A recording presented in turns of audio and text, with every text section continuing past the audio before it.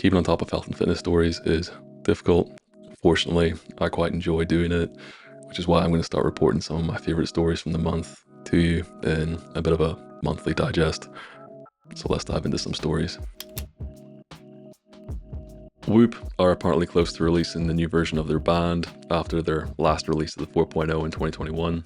According to one of the best sources on the internet, Reddit, internal staff and recently laid off staff at Whoop are saying that it's going to be released in and around September time.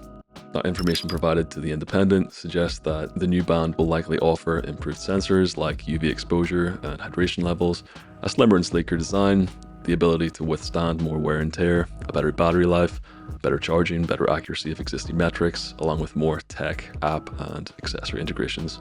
There's also rumors that blood pressure monitoring could be added, which would be a really impressive integration if they managed to do that. So overall, it sounds promising. What I'm more interested in is, should you actually subscribe to it? I had a Whoop 4.0 for a few months, and I'm personally not a huge fan and don't broadly recommend them. I like the precision of the heart rate data, the haptic alarm, and the fact that it has no screen, but relative to other wearables from Apple and Garmin on the market, I think it's not the right choice for most folk. They obviously market their product towards recovery, so you could argue that that's not a fair comparison, but for the most part, I actually think it is a fair comparison. Modern smartwatches typically offer recovery capabilities as well through direct heart rate metrics, and for 99% of people, I think this is more than enough. I'd also much rather track a select few direct metrics rather than deal with proprietary ones like strain or body battery or sleep scores. So I wouldn't buy one, but I'm still keen to see what upgrades they unveil. I'm a huge fan of modern anorectic drugs like semaglutide and tirzepatide, one of the best ever developments for public health in my opinion. And these drugs just keep getting better from generation to generation as the mechanisms of action become more sophisticated. I did a bit of a deep dive into the history of them, and I think they started back with amphetamines in the 1930s, but someone fact checked me on that. To go from that to what Novo Nordisk are currently working on in just under 100 years is super impressive. There's one particular drug in the midst of clinical trials called amycretin, which acts not just on GLP-1 but also amylin, that recently showed 13.1% weight loss in a phase 1 trial after 12 weeks, which is a massive improvement on Wegovy's semaglutide trials of about 6% weight loss after 12 weeks. What's even more interesting is how quickly the drug development process has taken place, with the company considering skipping phase 2 clinical trials completely. So it could be available sooner than expected. They're also developing a drug called CagriSema that has shown similar weight loss effects to amycretin. I think this is super cool, although I do think the fat loss PT crew definitely need to watch out, because these drugs are 100% here to steal your clients. And we're going to go from science into fiction with the Kardashians.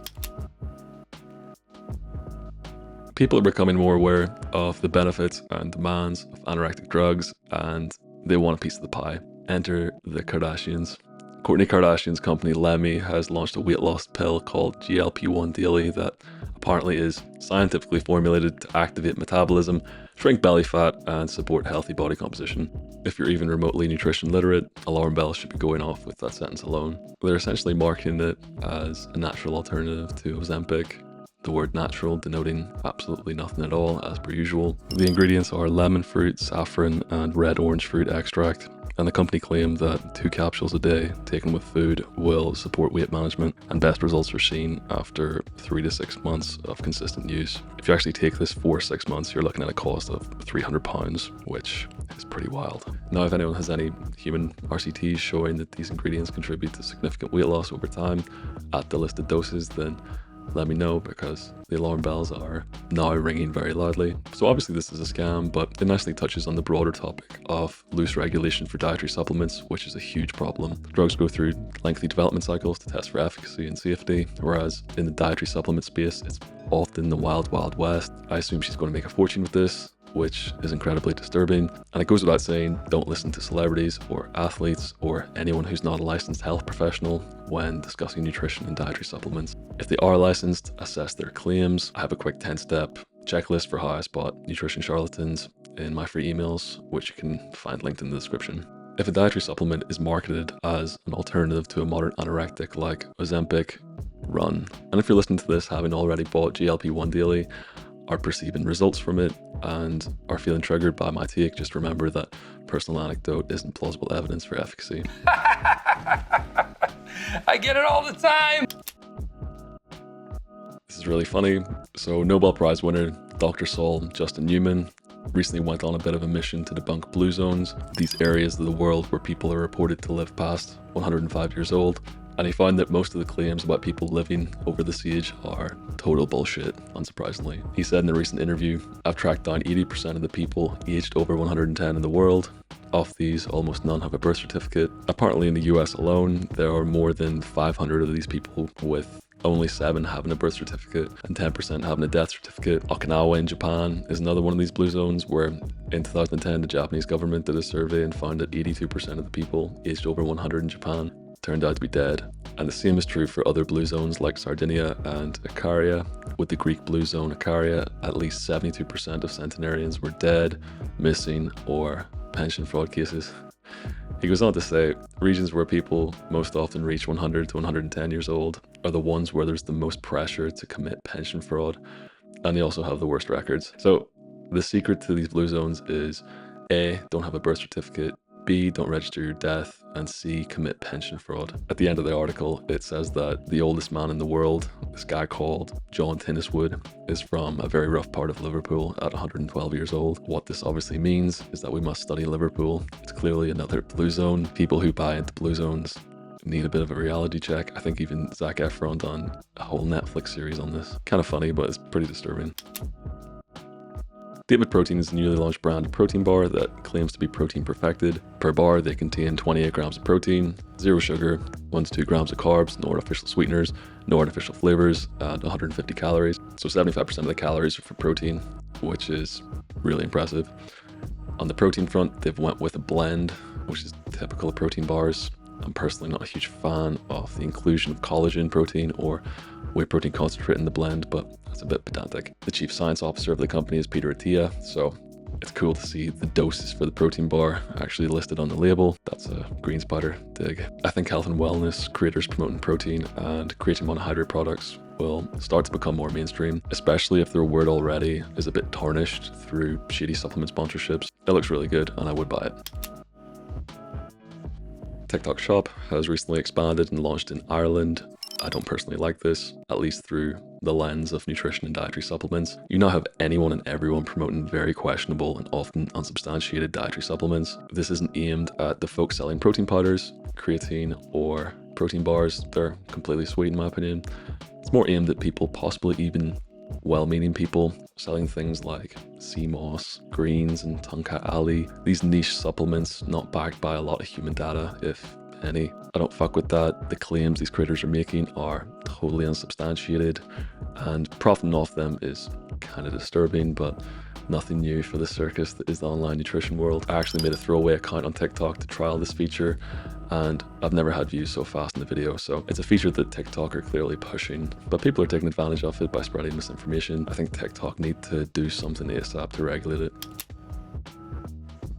I don't keep up to date with Diary of a CEO nutrition content because I think it's mostly poison, but the recent Glucose Goddess episode came across my radar the other day while watching one of Dr. Guess's excellent videos debunking her claims. Out of principle, I wouldn't watch the episode as it's undoubtedly sensationalist, fear-mongering nonsense that ties in well with the company's sponsor Zoe, but I would highly suggest you check out Dr. Guess's Substack and Instagram for her posts about blood glucose excursions if you want to properly understand the Glucose Goddess's fictional claims. I actually think the whole team are somewhat complicit in this. Everyone from whoever does the trailers to whoever designs the thumbnails to whoever books the guests. They're all playing their part. The current title for the episode is The Alarming New Truth About Grapes. With the thumbnail, they're lying about honey. Now I can assure you that both grapes and honey are fine. What's not fine is preying on the public's ignorance. I think top-down regulation from the guys at YouTube Health is necessary for protecting the public from this content. They need to put warnings on these videos, like Instagram did for Dr. Paul Saladino's carnivore nonsense, or cap their reach, or demonetize them for misinformation and disinformation, because there's a large amount of the audience that aren't nutrition literate and are getting completely shafted. One recent positive is that the Advertising Standards Authority are really doing their part in combating misleading ads on the podcast, which is great to see. To quote an excellent recent editorial in The Lancet, the private sector sets research agendas, shapes narratives, and markets its products in ways that compromise health literacy, not only by misleading individuals, but also by fostering unhealthy communities and societies. That's exactly what this podcast is doing. If it never went down the nutrition pseudoscience route, it would probably be gold. I think this transitions nicely into the next topic. YouTube have come out and said that they'll be limiting access to fitness videos for European teens. Apparently they've already rolled it out in the US, so the restriction is well underway. They're basically going to stop recommending health and fitness videos that idealize particular fitness levels or weight groups, compare and idealize certain physical features, or are socially aggressive, meaning they show intimidation or fighting. YouTube Health say that the new rule is an effort to prevent teens from forming negative beliefs about themselves. Broadly, I think this isn't a bad take. However, I think they need to go back to the drawing board with this desperately. If you're going to penalize aspects of the fitness niche, then why not penalize pseudoscience promoting channels and podcasts as well? One is possibly promoting body dysmorphia, and there's a hell of a lot of trash bodybuilding content on YouTube. Definitely not defending that. But the other is promoting misinformation and disinformation.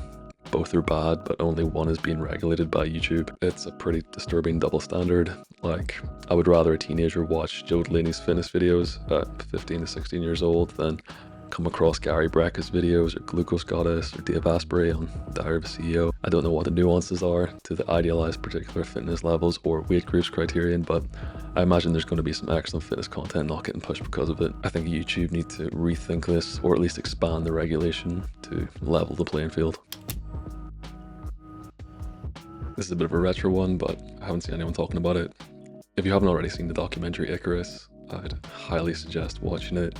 It highlights Russia's state-sponsored doping program for their athletes and how up until very recently there's never been anti-doping in Russia. A sequel to it was released in 2022, which follows the ex-head of the Rusal lab in witness protection in the States. However, it's pretty much impossible to find. Distributors clearly don't want to show it because it's probably not going to paint Russia in the best light, and the US clearly aren't already on good terms with the Russians at the minute. There's an article in Variety which you should check out if you're keen to hear the full plot of the film. A couple of snippets from it include this from the site Deadline, which states Rodchenkov recounts that before the 1988 Summer Olympic Games in Seoul, Russia dispatched a ship to South Korea that carried a device necessary for its doping maneuvers. The machine was ingeniously disguised to resemble an espresso maker. In another example, Rodchenkov shares his discovery that doped up male athletes could fool metabolite studies by mixing steroids with whiskey. For women athletes, the preferred cocktail was a martini and steroids. There's going to be so little traces of the illegal substances left in your urine that you're going to be clean. Absolutely wild. Just a shame that it's not going to be distributed. This is such a cool story. Peter Levels, who's this serial entrepreneur who's launched loads of successful tech companies, put this thread out on X a few weeks ago where he states, I made a deadlift ETF with only companies with CEOs that lift weights or do fight sports, not just cardio. The ETF includes Meta, Amazon, Goldman Sachs, Uber, Microsoft, Apple, BlackRock, and Nvidia, i.e. companies with CEOs who are all confirmed to lift weights, mostly according to Google Images. I think what's really interesting here is how he specifically focuses on CEOs who strength train or train combat sports. With this, he's kind of saying that CEOs who push hard in the gym push hard in business as well, and the numbers back it. His ETF has outperformed the S&P 500 by 140% over 4 years. This is definitely not to say that weights and martial arts equal more money, but it's quite a fun association. This is another really cool story coming out of a lab in China. So apparently 90% or so of global fish resources have already reached their sustainable limit. This farming clearly poses a huge burden to the environment. To target this, a group of scientists created vegetable imitations of a type of fish called yellow croaker that can be produced using a 3D printer, using ingredients like soy protein isolate, xanthan gum, and rice starch. Apparently the texture and nutrition are very similar to the real thing, achieving 90% accuracy and mimicking real fish tissue. I think this is really fucking cool. Great initiative by the Chinese, as usual. On a recent podcast, Kyle Walker, a football player from Manchester City, stated that Erling Haaland, his teammate, drinks raw milk despite it obviously being a major food hygiene and safety risk. And I would also add, despite having access to some of the world's top performance nutritionists at Manchester City. I think this is reckless on so many levels. There's a recent CDC article which states that foodborne illnesses from raw milk especially affects children and teenagers, which are arguably the most impressionable demographic. Again, as a general rule, don't take nutrition advice from celebrities or athletes. This is a slightly more uplifting topic. Lidl Netherlands have come up with a really positive initiative to permanently lower prices on their plant-based meat and dairy substitutes, making them equal to or cheaper than their animal-based products. They're the first supermarket to launch a hybrid meat product, which comprises 60% minced beef and 40% pea protein. The hybrid approach offers a broader appeal to consumers who otherwise wouldn't buy a fully plant-based meat product, which is pretty smart. Apparently around 50% of people in the Netherlands consume minced beef every week, so there's huge scope to influence consumer behavior as well. I wouldn't be surprised if this spreads across Europe in the coming years. I think it's really cool.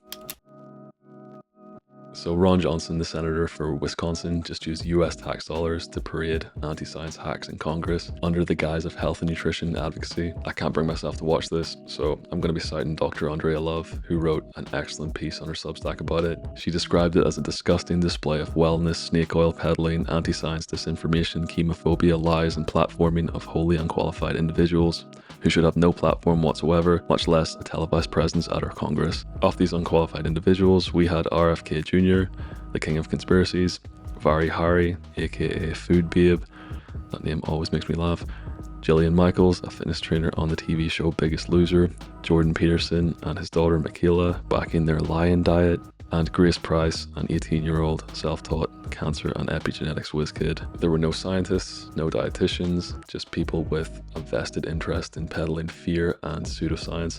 The US health and wellness space is just rotten to the core. Some cool stats here from the US Census Bureau and the Department of Labor, where they shed some light on acute financial outcomes of graduates broken down by major. Unsurprisingly, accounting and engineering were at the top for median early career wages, and as you get close to the bottom of the list, you start to see more of the arts and nutrition science. It's US data, but I imagine it's fairly similar from country to country. As someone who has done a nutrition bachelor's, this data isn't overly surprising. The only way I can see nutrition being lucrative is if you're an entrepreneur working for yourself. And for the most part in this scenario, you don't need any degree at all. For my cohort at university, I know no one who's actively working in nutrition 4 years on. They're all in recruitment or teaching or have went on to study for a PhD. Now, I do think it's a good long-term play from a critical thinking and health perspective if you really apply yourself, but for immediate financial ROI straight out of uni, studying nutrition is a bad call. Zoe are famously known for their food scoring system, but more recently they've released a new supplement called Zoe Daily 30 Plus, a mix of nuts, seeds, whole grains, and spices, that sort of thing, that provides a nice 5 grams of fiber per serving. So I think this is a fairly reasonable offering, especially when you compare it to their others. What's probably not reasonable is the way they've priced it. For 2 kilograms worth of this mix, it currently sells for £133 from their website. When you compare this to similar products in the market, like good old flaxseed, it's quite the markup. Dr. Guess again done an excellent breakdown of the product on her Substack, so by all means go and check that out for a thorough critique. One thing more broadly that I'll commend Zoe on is that they actively look for nutrition graduates registered with the AFN to be a part of their team, so fair play for that. I still don't recommend their products or services though. If you enjoyed the video, feel free to subscribe, and if you want to continue watching more of me, check out another one of my videos up here. I'll see you in the next one.